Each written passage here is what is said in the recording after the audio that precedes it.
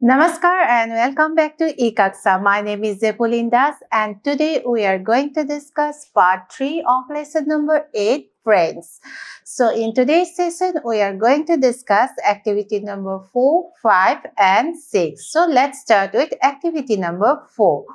So in activity number 4, here it says use the ideas written in the cards to tell the summary of the poem to the class. So here we have to write the summary of the poem. Whose poem? The lesson, Friends. So here some cards are given. These are the cards. As you can see, these are the cards and here some ideas are given. And you have to make use of these ideas while writing your summary. A card bilakot ki likha ase, let's read them out. So the first one is lying on the ground. This is the first card. Second is invisible. Third is a sigh. Fourth is no fear, less of leaves. Kisses like mother, gentle phrase, whisper pretty things. Careful wings, a kind big smile looking through the trees. So,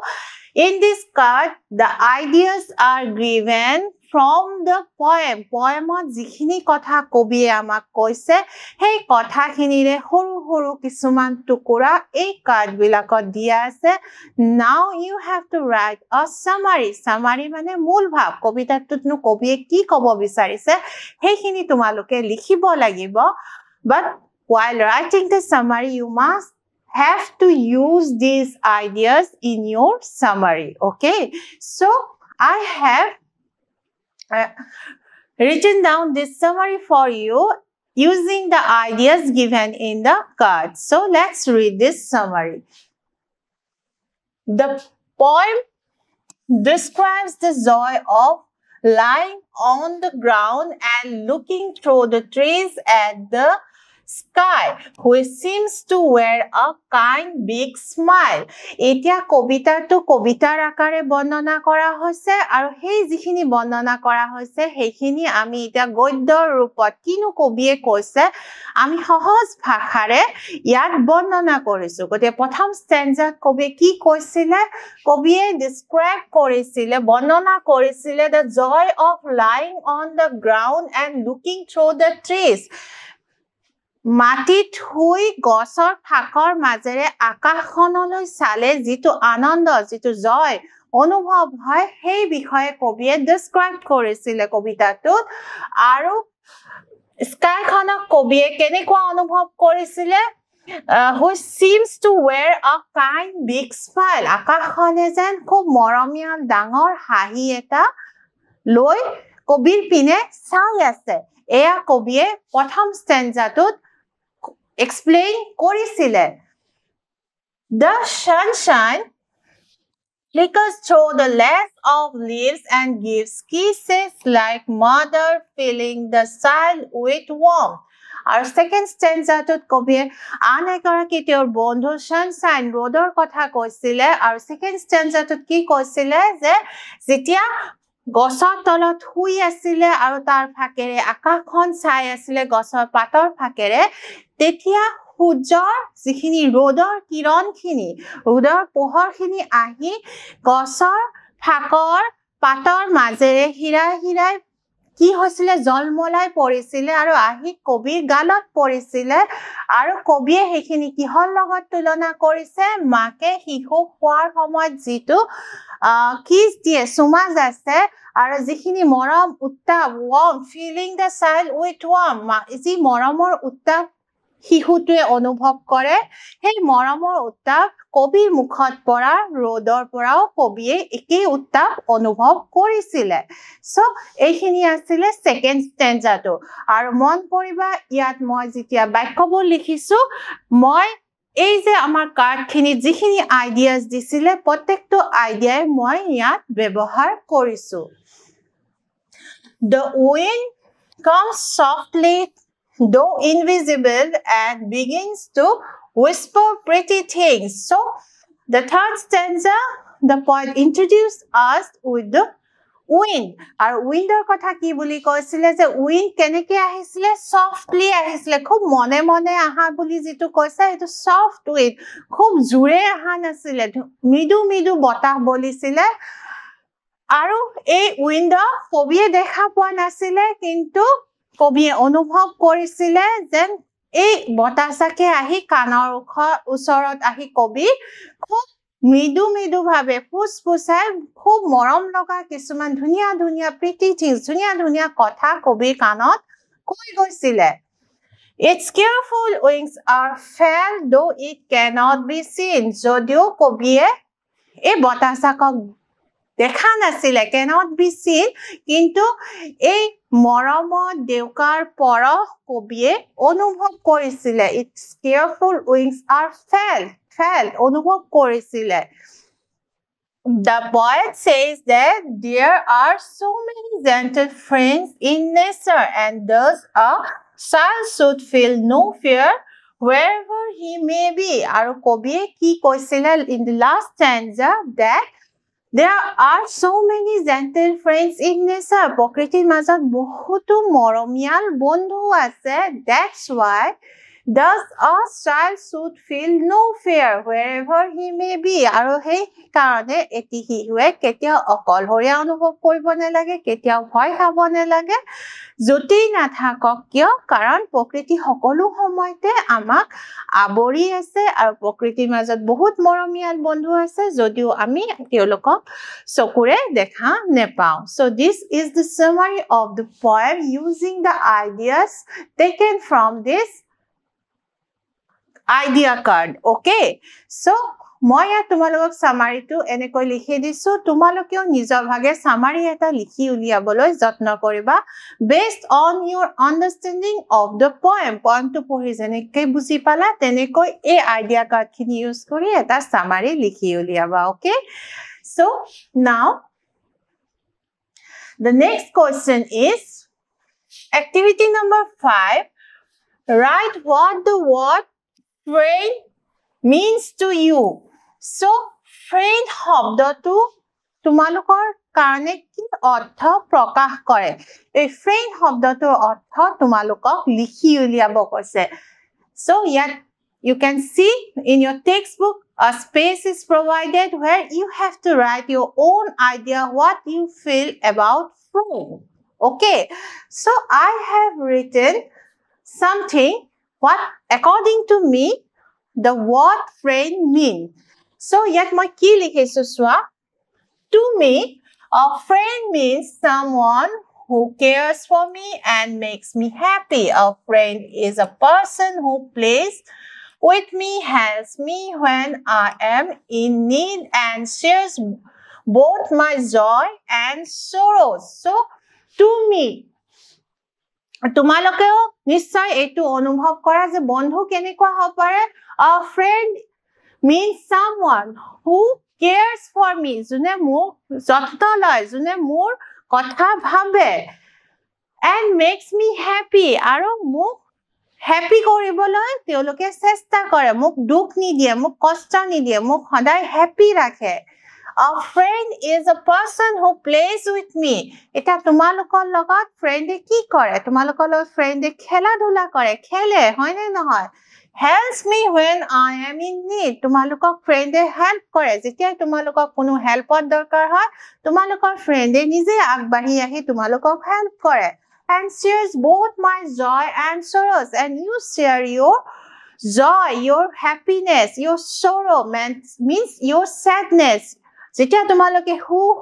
সুখী হোৱা সুখ অনুভৱ কৰা তেতিয়াও তোমালোকে ফ্ৰেণ্ডৰ লগত share কৰা and when you are sad you are feeling sorrow যেতিয়াও তোমালোকৰ নিজৰ দুখ তোমালোকৰ ফ্ৰেণ্ডৰ লগত শ্বেয়াৰ কৰা A true friend never leaves me alone and always supports me like a gentle guide so এজন প্ৰকৃত হসা বন্ধুৱে কেতিয়াও মোক অকলশৰে নেৰে আৰু যেতিয়া মোক গাইডৰ দৰকাৰ হয় যেতিয়া মোক কোনো পথ প্ৰদৰ্শকৰ দৰকাৰ হয় তেতিয়া মোৰ ভাল বন্ধু এজনে মোক সদায় ভাল ৰাস্তা দেখায় তোমাৰ সেইজন ফ্ৰেণ্ড হে প্ৰকৃত বন্ধু সেইজন বন্ধুৱেহে তোমাক আসল উপদেশ দিয়ে যোনে তোমাক ভাল ৰাস্তা দেখায় যিজন বন্ধুৱে তোমাক বেয়া ৰাস্তা দেখায় বেয়া উপদেশ দিয়ে those people are not your true friend প্ৰকৃত বন্ধু আসল বন্ধু কোনবিলাক যোনে তোমাক সৎ পথত থাকিবলৈ উপদেশ দিব তোমালোকক ভাল ৰাস্তা দেখাব আৰু বিপদত সহায় কৰিব কিন্তু যিবিলাক মানুহে তোমাক ফুল পথ দেখায় বেয়া ৰাস্তা দেখায় অসৎ পথ দেখায় সেইবিলাক তোমালোকৰ কেতিয়াও বন্ধু হ'ব নোৱাৰে That's why I'm saying that a true friend never leaves me alone and always supports me like a gentle guide. He guides me. A true friend, he or she guides me. মোক guide কৰে সদায় শুদ্ধ পথত থাকিবলৈ guide কৰে Friends make life more fun and give us comfort just like family. So friends are our extended family. আমি যত জন্ম গ্ৰহণ কৰো তাৰে মেম্বাৰ খিনি হেয়া হল আমাৰ ফ্যামিলি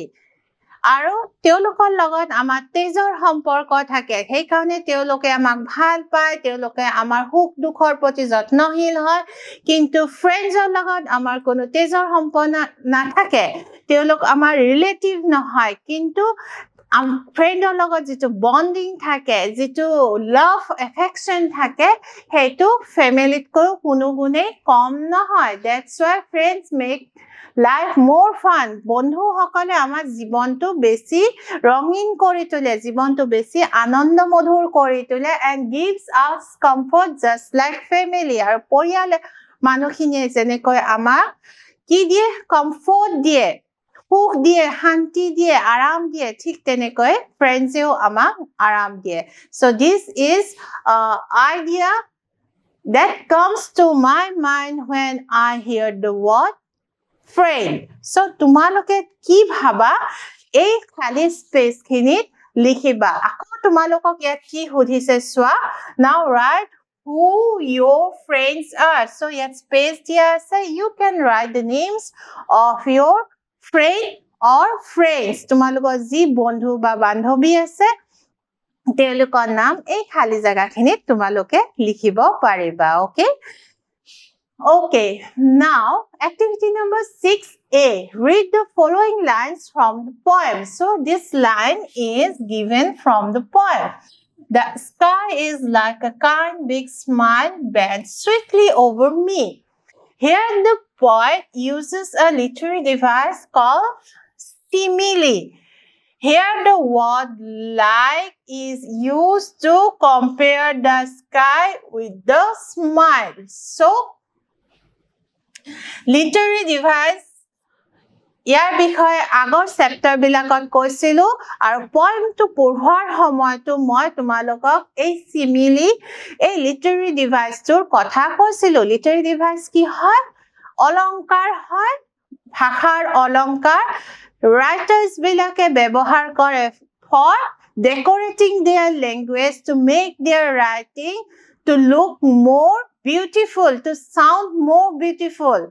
okay so yat সাধাৰণতে কবিতাত ব্যৱহাৰ হোৱা এটা common literary device হল কি simile now what is simile I have given a definition here about simile a simile is a literary device to compare one thing with another so in simile two things are compared দুটা বস্তু থাকে আৰু দুটা বস্তু তুলনা কৰা হয় compare কৰা হয় আৰু এই কম্পেৰিজনত কি কৰা হয় সোৱা compare one thing with another of a different kind using like or as this literary device is used to make a description more vivid ইয়াতে দুটা বস্তু কম্পেয়াৰ কৰা হয় সেই দুটা বস্তু কিন্তু সম্পূৰ্ণ দুটা বিপৰীত বেলেগ বস্তু আৰু কম্পেয়াৰ কৰতে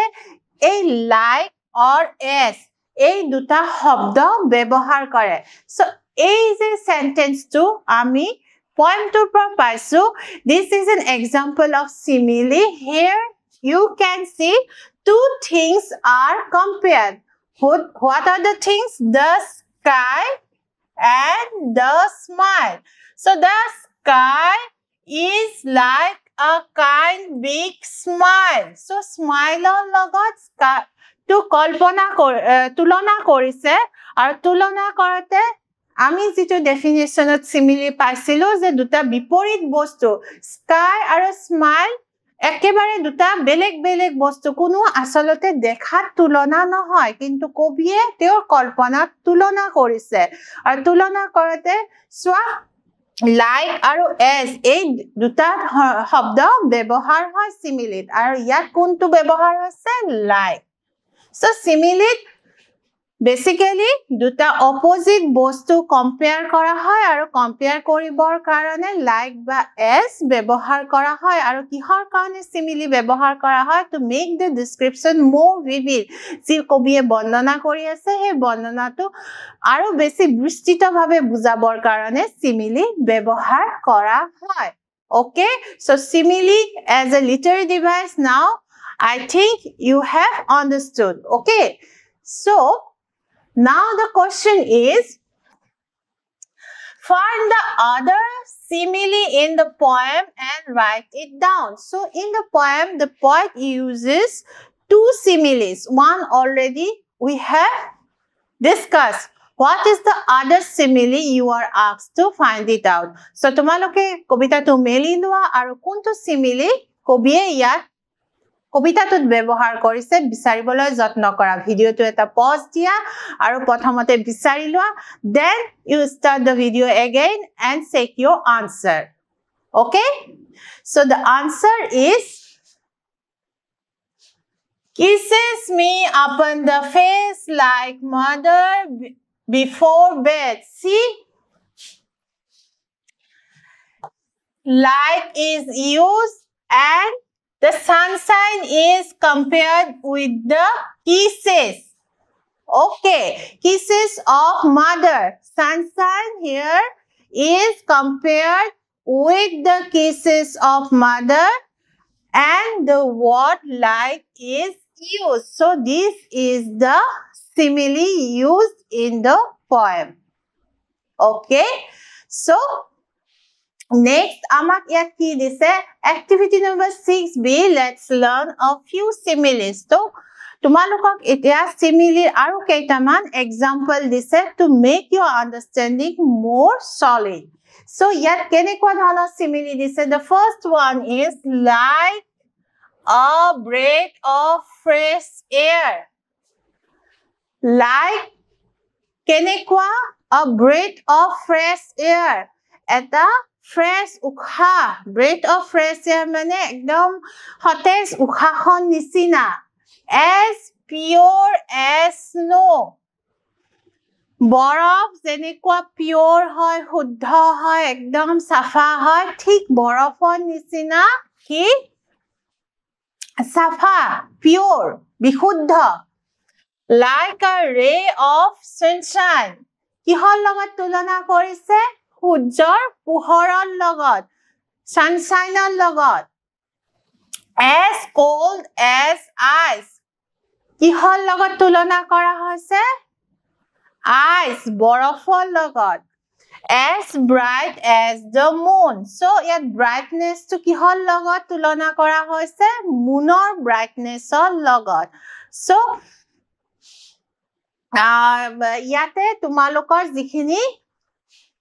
example dise tumaloke jodi sentence ot byabohar kora suppose dia hoise eto eta simile as cold as ice so his